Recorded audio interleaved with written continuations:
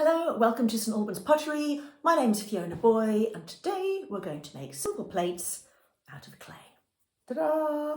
This one here is a simple plate with feet. This one over here is a simple bowl with some textured patterns inside. One important tip with this project is to work slowly.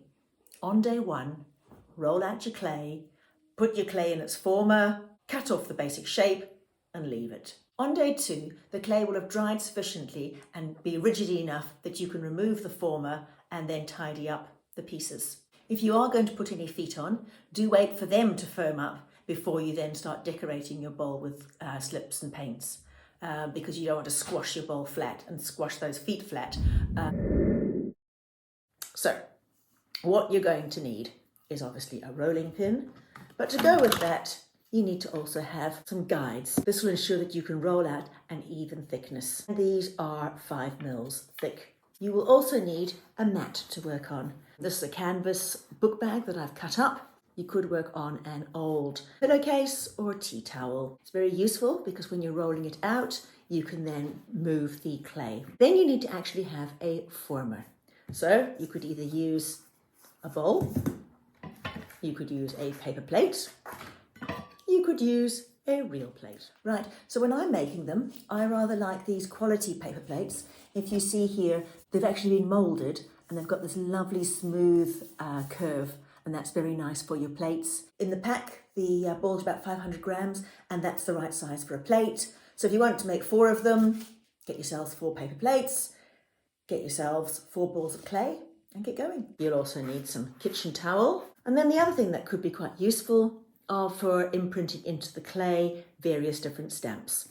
So I've got here some stamps, a letter set I got from Tiger months ago, a plant from the garden. Cow parsley also makes a fabulous design. The other thing I've got is some textured fabric that again you might want to roll into the clay and leave patterns behind. Antimacassars are great, netting is great, but perhaps these things are not quite as accessible at the moment given our current situation.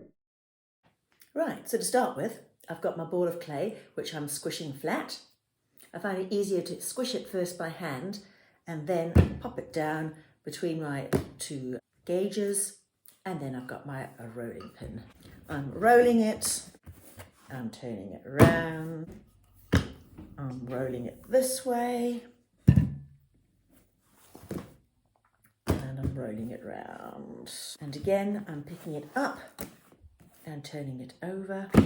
You're wanting a nice, even, approximately 5 mil. And you want to make sure that it is the size of your former. My pointy stick.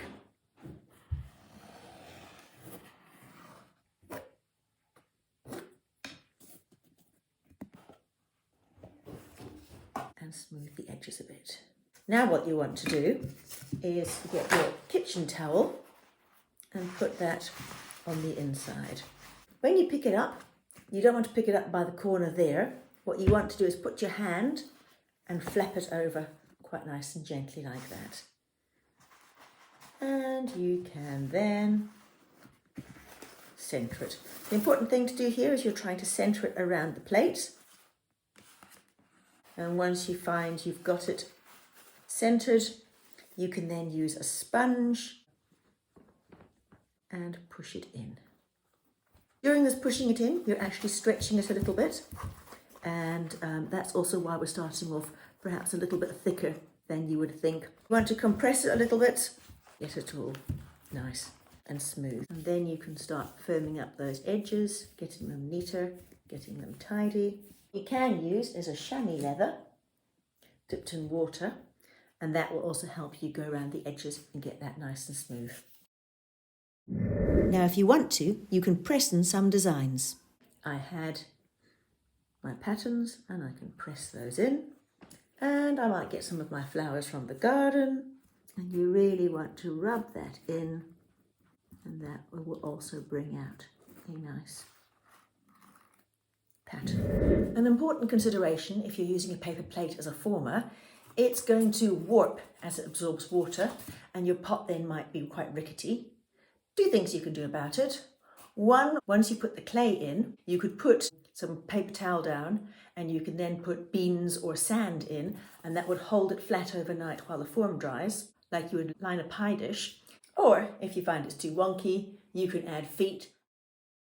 I'm going to let you in here with some technical terms. If you put the clay on top, it's called a hump plate or bowl. If you put the clay inside, it's called a slump bowl. So it is incredible how much clay shrinks. You can see here that this has shrunk overnight and it has lifted itself off. Some good things for you to tidy up edges. The sponge is really good. The rough side you would use first to do the big pieces, and the soft side you would then do to smoothen it. It's also quite a different effect if it's dry or wet. I would suggest starting with it dry and going from there. Don't let this get too dry, otherwise it's quite brittle and then chunks fall off. So it is just getting the timing right when you're doing the tidy up. Another useful thing is a little bit of chamois leather. This I have cut up from a large piece of chamois, and I find again that's very useful for going around the edges. You also might want to use the pointy stick, again just to knock off some of the bigger pieces.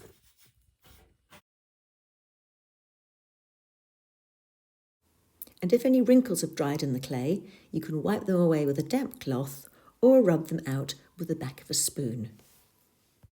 Or if you want, you can cut off the flange and tidy that up. To make feet, you'll need to roll them out, you'll need to flatten them, you need to cross-hatch and wart them, and then stick them on. You need to press the plate down to attach them. Right, let's get started.